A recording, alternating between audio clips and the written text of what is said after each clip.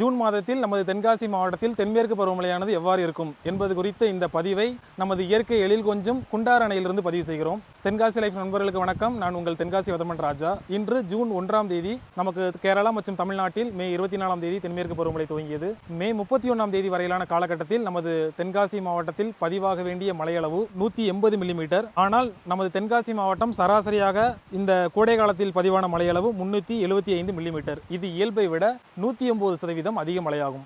இதுவரை நமது வரலாற்றில் இல்லாத அளவாக தொடர்ந்து 7 நாட்கள் மே மாதத்தில் குற்றால அருவிகளில் குளிக்க தடை விதிக்கப்பட்டது. அந்த அளவுக்கு நமக்கு கேரளா மற்றும் தமிழ்நாட்டின் மேற்கு தொடர்ச்சி மலை மாவட்டங்களில் கடந்த ஒரு வாரமாக தென்மேற்கு பருவமழை தீவிரமடைந்து காணப்பட்டது.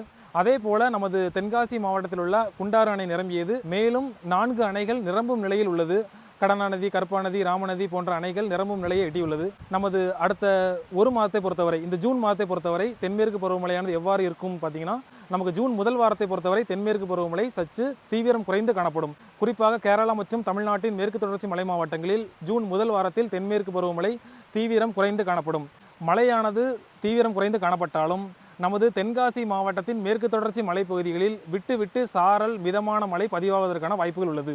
மீண்டும் தென்மேற்கு பருவமழையானது ஜூன் 2ஆவது வாரத்தில் தீவிரமடையும். ஜூன் 2ஆவது வாரம் பார்த்தீங்கன்னா நமக்கு ஜூன் 13, 14, 15 இந்த தேதியை ஒட்டிய நாட்களில், ஜூன் 14ஆம் தேதியை ஒட்டிய நாட்களில் கேரளா மற்றும் தமிழ்நாட்டின் மேற்கு தொடர்ச்சி மலை மாவட்டங்களில் மீண்டும் தென்மேற்கு பருவமழையான தீவிரமடைந்து காணப்படும். அந்த நேரத்தில் நமது தமிழ்நாட்டின் மேற்கு தொடர்ச்சி மலை மாவட்டங்களில் ஒரு மிக கனமழை வரை எதிர்பார்க்கலாம்.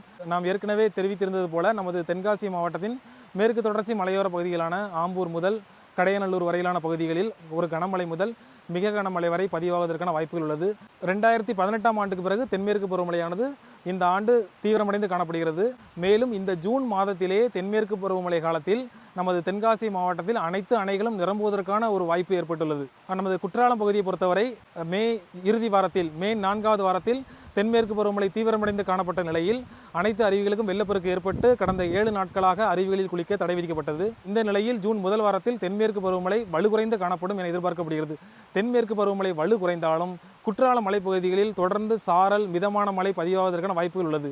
இதனால் அருவிகளில் தொடர்ந்து நீர்வரத்து இருக்கும். அதாவது சமவெளி பகுதிகளில் மழை இல்லை என்றாலும் மலைப்பகுதிகளில் பெய்யும் மழையால் அருவிகளுக்கு தொடர்ந்து நீர்வரத்து அதிகரிக்கும். மீண்டும் ஜூன் 2ஆவது வாரத்தில், ஜூன் 14ஆம் தேதி ஒட்டிய நாட்களில் பருவமழை தீவிரமடைந்து காணப்படும் என்பதால் குற்றாலத்தில் அனைத்து அருவிகளிலும் வெள்ளப்பெருக்கு ஏற்படுவதற்கான வாய்ப்புகள் உள்ளது.